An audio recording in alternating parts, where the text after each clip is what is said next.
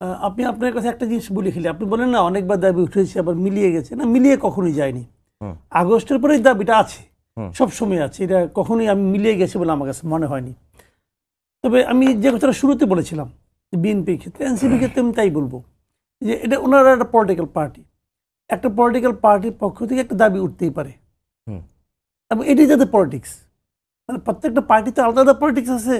তাদের পলিটিক্সটা এইটা যে তারা আওয়ামী লীগের মানে এই পলিটিক্যাল পার্টিকে তারা নিষিদ্ধ করতে চায়, এবং এই দাবিটা তারা ওরা তো করবে না, ওদের হাতে সেই এখতিয়ার নাই, তো এই ক্ষমতাটা হলো আপাতত ওরা এখন গভর্নমেন্টের কাছে চাচ্ছে। এবং একটা পার্টি নিষিদ্ধ করার একাধিক পদ্ধতি আছে।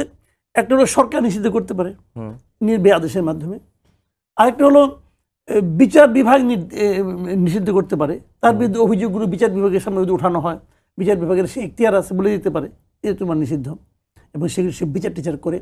তৃতীয় একটা পদ্ধতি হলো যে জনগণ সেই পার্টিটাকে প্রত্যাখ্যান করতে পারে, জনগণ সেই পার্টিকে কোনো ভোট দিল না, জনগণ সেই পার্টিকে মেনে নিল না, হতে পারে। বাংলাদেশে অনেক এরকম পার্টি আছে জনগণ দ্বারা প্রত্যাখ্যাত হওয়ার কারণে একদমই হারিয়ে গেছে, তাকে মানে আপনার প্রশাসনিক অর্ডারের মাধ্যমে নিষিদ্ধ করতে হয়নি, পাওয়া যাবে না, এখন খুঁজে পাবেন না, আপনি তাবিজ বানানোর জন্য পাবেন না, এরকম অনেক পার্টি আছে। তো এখন ওনাদের পলিটিক্স এটা, এখন এই পলিটিক্সটা কিন্তু অনেকগুলি কারণ হয়। রাজনৈতিক দল যখন কোনো একটা দাবি তুলে না, তার পেছনে অনেকগুলি কাজ থাকে, অনেকগুলি কারণ থাকে।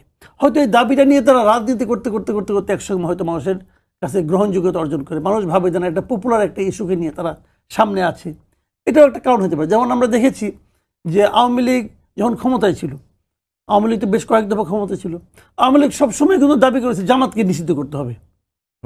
তারা কিন্তু পপুলার ইস্যুটাকে আমি মনে করি তারা জিয়াই রাখছে, তারা কিন্তু কখনো নিষিদ্ধ করছে একদম শেষ মুহূর্তে এসে, মানে যখন সে মরে যায় আর কি, মৃত্যুর আগ মুহূর্তে এসে নিয়ে নিষিদ্ধ করে দিয়ে গেছে। এর আগ পর্যন্ত তারা কখনোই কিন্তু নিষিদ্ধ করে নাই।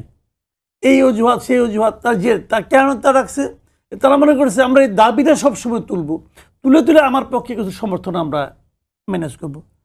বলা যায় না এনসিপি তাও করতে পারে, যদি করে আমি অবাক হবো না, এবং করলেও আমি এতে কোনো ভুলও দেখি না, এটা পলিটিক্স।